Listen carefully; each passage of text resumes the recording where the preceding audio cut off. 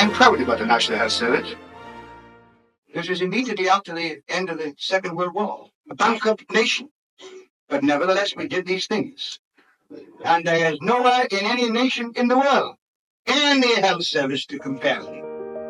They could not believe that they didn't have to pay any money. And they could not believe that if they had something wrong, they could actually go to the hospital or the doctor and they wouldn't have to pay any money.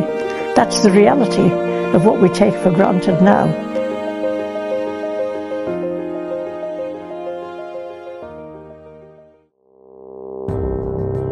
Stacked up ambulances, record-breaking waiting lists, and a workforce struggling to make ends meet. The National Health Service is in crisis. Britain's struggling health service. The UK government calls the health service Britain's most treasured national institution.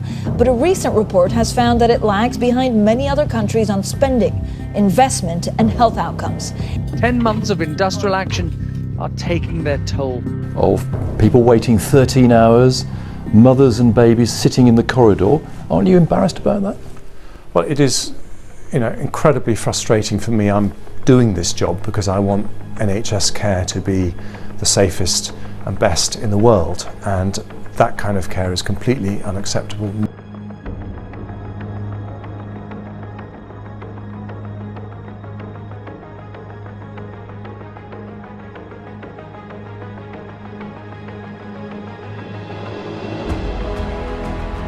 We are all grappling with the profound changes caused by an ageing population, by consumers who have much higher expectations. Thank you to the staff of the NHS who are working under extraordinary pressure, and we all owe them a great debt for the fantastic work they do, and I want to recognise that.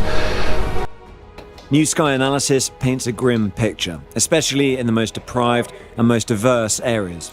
Analysis of the latest figures by the Sky News data and forensics team shows what GPs are up against. This is the number of practices in England and Wales. Steady growth from the mid-80s onwards, but then nearly 1 in 5 have shut over the last decade. And on top of that, there are fewer GPs here in black. They're dealing with a lot more patients in yellow, even since 2016. And if we are going to grow our economy, we simply cannot allow poor numeracy to cost our economy tens of billions a year, or to leave people twice as likely to be unemployed as those with competent numeracy.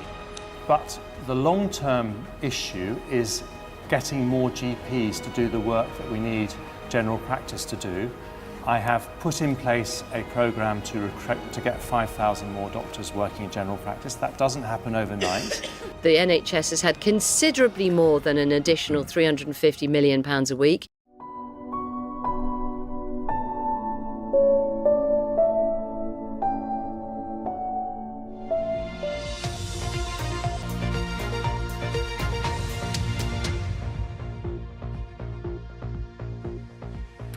A local GP leader is warning of mass closures of practices unless more government funding is made available. Large numbers of GPs are struggling to balance the books, and some have already walked away.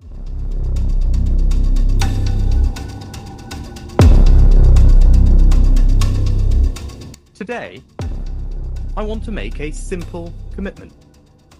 This government will always reflect the people's priorities. People don't want politicians who promise the earth and then fail to deliver. They want government to focus less on politics and more on the things they care about. In healthcare, maths allows you to calculate dosages. What message are we going to send to the rest of the world? That we are going to turn our backs on our principles because of the temporary unpopularity in a temporary affluent society? When we realize that all the tides of history are flowing in our direction, that we are not beaten, that we represent the future, then when we say it and mean it, we shall lead our people to where they deserve to be led.